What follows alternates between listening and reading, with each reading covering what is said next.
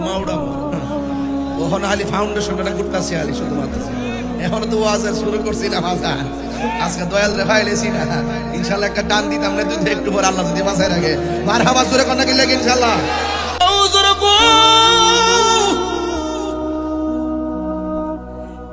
কে কথা বলছে কে কথা বলছে কণ্ঠ শুনেছি মানুষ তো দেখি নাই পাক বলে শুনো না যে বলছে রাস্তা ক্লিয়ার যে বলছে রাস্তা ক্লিয়ার করে দাও যে বলছে বিছানাটা বিছাইয়া দাও তিনি অন্য কেউ না আমার আল্লাহ আমার সঙ্গে একটা কন্টিনিউ ফেরেশতা নিযুক্ত করে রেখেছে আর বড় করে বলেন না সুবহানাল্লাহ এই জন্য আমার যুবক ভাইরা হুজুর গাউসুল আজম আব্দুল কাদের জিলানী রহমাতুল্লাহি আলাইহি তিনি এমন আল্লাহর ওলি যিনি ছোটবেলায় হুজুরের কাছে পড়তে গেল সুবহানাল্লাহ আঙ্গু দেশে পোলাপান মক্তবের দরকার আছে না নাই ছোট বাচ্চাগুলো এখন আর মক্তবে যায় না আগের মা চাচিরা আজান দিলে ঘুম থেকে উঠছে আর আমার বইনের এখন ঘুমের থেকে উঠে রাত সকাল 10টার সময় কথা কোন ঠিক কিনা নিজেও ঘুমায়া থাকে সন্তানও ঘুমায়া থাকে সকালবেলা আর মক্তবের মধ্যে পাঠাই না হুজুর গাউসুল আজমকে নিয়ে হুজুরের কাছে গেল যায়া বলতেছে হুজুর আমার পোলাটারে আপনি পড়াবেন এবার কই ঠিক আছে এবার হুজুর কই পড়ো আউযু বিল্লাহ আব্দুল কাদের জিলানী পড়ে বিসমিল্লাহ পড়ো আলহামদুলিল্লাহ পরে আল্লাহ তারপরে পড়তেছেন আর রহমানির রহিম এরপরে বলতেছে পড়ুন আপনি কি পড়ুন আলিফ লাম মিম এইভাবে একটা বলার পরে গাউসে পাক আরেকটা পড়ে এইভাবে উস্তাদ ডাক দিয়ে কয় হাই আব্দুল কাদের আপনি পারার পরও কেন আমার কাছে আপনার মা পাঠাইলো আমি জানলাম না হিন্দি মিন টাইমে ডাক দিয়ে বলেন হুজুর আমি মায়ের কাছ থেকে শিখি মা আমারে পড়াই নাই আমি মায়ের কাছ থেকে শিখছি এবার সন্তানটারে মায়ের কাছে নিয়ে গেল নেওয়ার পরে ডাক দিয়ে কয় মা গো আপনার পোলারে ছোটবেলায় পাঠাইছেন আমি যা বলি সে আগে অ্যাডভান্স পড়ে কারণটা কি এবার মা ডাক দিয়ে আব্দুল কাদের তুমি কোথায় থেকে শিখলা ও মা আমি আপনার কাছ থেকে শিখলাম মা কই তোমারে তো কোনোদিন লইয়া আমি পড়তে বসি নাই তুমি কোথায় থেকে শিখলা দিন মানুষ নফসি নফসি বলে কাঁদবে যেই দিন আল্লাহর ছায়া বিনে কোনো ছায়া থাকবে না ওই কঠিন মুসিবতে আমার বন্ধু যারা হবে হাসরের ময়দানে তাদের কোনো চিন্তা নাই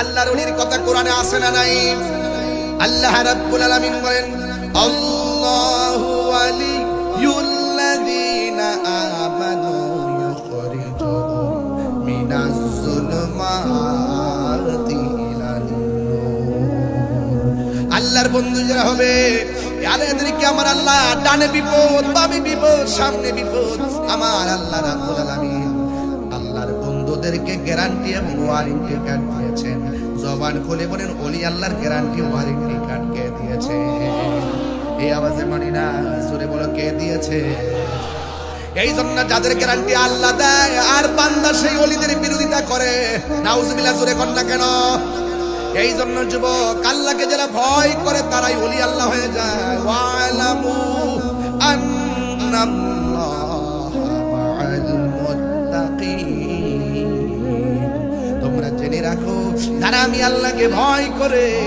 এদের সঙ্গে আমি আল্লাহ আল্লাহু আকবার বইলা গরু জবাই করব এ আল্লাহর ধ্বনি দেওয়ার মতন সাহস ছিল কারণ গরু গোবিন্দের কব্বর ছিল বিন ধর্মেদের আনাগোনা ছিল এই দেশে যদি এই দেশে ওলি আল্লাহ না হইতো তাহলে বাজান আপনারা ধুতি কাপড়ই পরতেন ওলি আল্লাহর আয়েশা খানকা বানায়া আস্তে আস্তে আস্তে আস্তে উদউ ইলা সাবিলি রাব্বিকা বিল হিকমা ওয়াল মাউইজাতিল হাসানা কৌশল করে হিকমতের মাধ্যমে মানুষকে দ্বীনের দাওয়াত দিয়া একটা পজিশন হওয়ার পরে তারা মসজিদ বানাইছে এই জন্য এই দেশে খানকা হইলো আমাদের ঐতিহ্য কথা বলেন ঠিক না বেটে খানকা যে করি আমরা খানকা খানকা অর্থ কি খানকা কাকে বলে চার্জ দিয়ে দেখেন শুধু এআই আপনাকে বলে দিবে খানকা হইলো একটা আধ্যাত্মিক উপাসনালয় জায়গা আধ্যাত্মিক শিক্ষা দেওয়া তরিকতের শিক্ষা দেওয়া এবং আধ্যাত্মিক শিক্ষা দেওয়ার একটা সেন্টার নাম খানকা দায়রা শরীফ হ্যাঁ এগুলো আল্লাহর ওলিরা এসে জায়গা জায়গা জায়গা জায়গা আবার এমন ভাবে খানকাগুলা করছে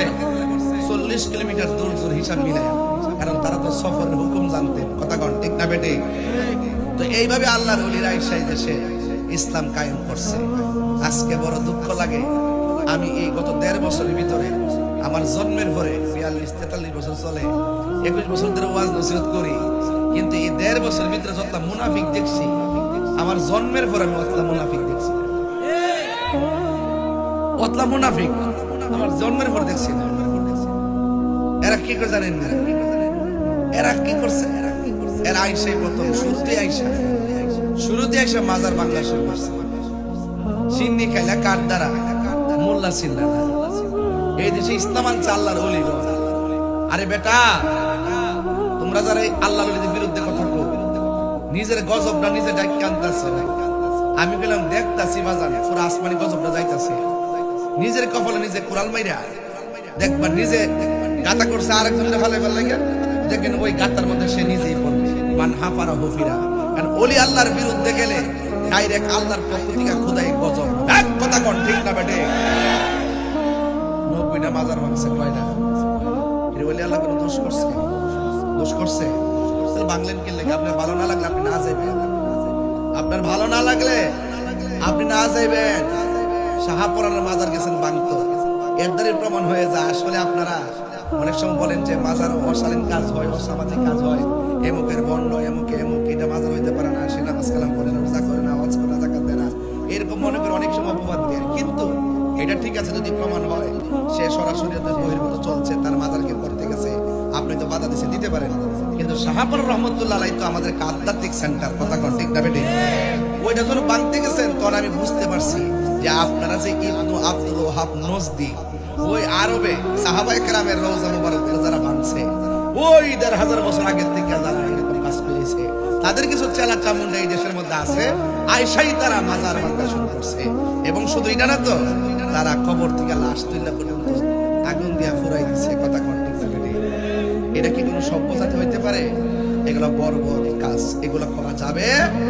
এরপর যাই হোক, আমরা একটু গরম ছিলাম দীক্ষা করাইছি না, দীক্ষা হইতো তারা এখন একটু বই পাইছে যে আগামীতে যদি কোনো মাজার টাজার ভাঙতো যা হয়তো বা সুন্নিরা এখন আর প্রতিবাদ করবে না, এখন সুন্নিরা প্রতিরোধ করবে। কথা বলেন ঠিক না ঠিক? এই জন্য আপনারা যারা আসছেন এই বুড়ির পাড়, না এটা বুড়ির পাড় চেয়ারম্যান বাড়ি, হ্যাঁ, এই এলাকায় যারা আসছেন, কেউ বাবা একজন লোক যদি গুনাহ করে, তারে আপনারা একটা লোক যদি অপরাধ করে, দুনিয়া বাচ্চা থাকলে আপনারা সামাজিকভাবে তার বিচার করবেন নাকি? কিন্তু লোকটা যদি মারা যা, এটা বিচার করবো কেনা? তো আল্লাহ যদি বিচার করতে, আপনি 14 দিন পরে লাশটারে তুলে আগুনটা ফুললেন কি লেগে? আরে একটা মুরগের বাচ্চা মরে গেলে গত তার একটু ফুলে না। কথা কন ঠিক না বেটি? একটা লাশ, রসুল বলছেন একটা মানুষ মারা যাওয়ার পরে তার লাশটারে আদর করে ধরবে, একটা টুকরাও দেওয়া যাবে না, এটা হারাম। একটা গায়ের মধ্যে আঘাত করা যাবে না, কঠিন ভাবে ধরা যাবে না, মায়া করে ধরতে হবে। আর মুসলমানের গোষ্ঠী কোন বর্বর জাতি, এত বড় বর্বর জাত, এত নষ্ট জাত আমার জন্মের পর আমি দেখি নাই। যে 14 দিন পরে কবর থেকে লাশ তুলে আগুন দিয়ে পুরাই দিয়া আবার উল্লাস করে, এই বাংলাদেশ আমরা কখনো প্রত্যাশা করি নাই। রাষ্ট্রযন্ত্র করতেছে তামাশা, রাষ্ট্রযন্ত্র সুন্নিদেরকে মাইনাস করে দিছে। আমরা ট্যাগ লাগা, আমরা বলে কোন দলের দালাল। আরে বেটা, সারা জীবন লুঙ্গির তলে থাইকা চা বিস্কুট কফি খাইলে তোরা খাইছ? আরে কথা কোন ঠিক না বেঠে? খাইলে তোরা খাইছস? সব ফুটেজ আছে, সব ভিডিও আছে। তোদের মধ্যে একই দল 4-5টা গ্রুপ হইয়া, কেউ পক্ষে থাকস, কেউ বিপক্ষে থাকস, কেউ রাত্রে বান্ডেলনেস, কেউ দিনে বান্ডেলনেস। সুন্নিদেরকে ডাকছিস না, সুন্নিরা দলের দালালি করে না, সুন্নিরা মদিনাওয়ালার প্রেমের দালালি করে। কথা বলেন ঠিক কি না? আরে তাকবীর, আরে রিসালাত, আরে সুন্নাত ওয়াল জামাত। তুমি কে, আমি কে? আমার কথা কি রাগ করছেন আপনারা? রাগ করছেন আপনারা? রাগ করবেন না, গুসা করবেন না। বিগত দিনে যখন এই দেশে প্রায় 115 জন না কয়জনের বিরুদ্ধে তালিকা হয়েছিল, এর মধ্যে আমিও ছিলাম একজন। 115 জনের মধ্যে 30 জনের ভিতরে আমি একজন। বাংলাদেশের সেলিব্রেট 10 জনের মধ্যে আমি একজন। 1, 2, 3 জন হলে সেলিব্রেট, এর মধ্যে আমি একজন। একেবারে ওই তালিকা পর্যন্ত ধৈরা আমার বিরুদ্ধে অভিযোগ করছে। আমি যদি দালালি করতাম, আমার বিরুদ্ধে অভিযোগ করতো? আমি দালালি করি নাই। এক শ্রেণীর মানুষ আছে আমাদের বাক শক্তিকে রুদ্ধ করতে চায়। এটা যখন যেই সরকারে আসুক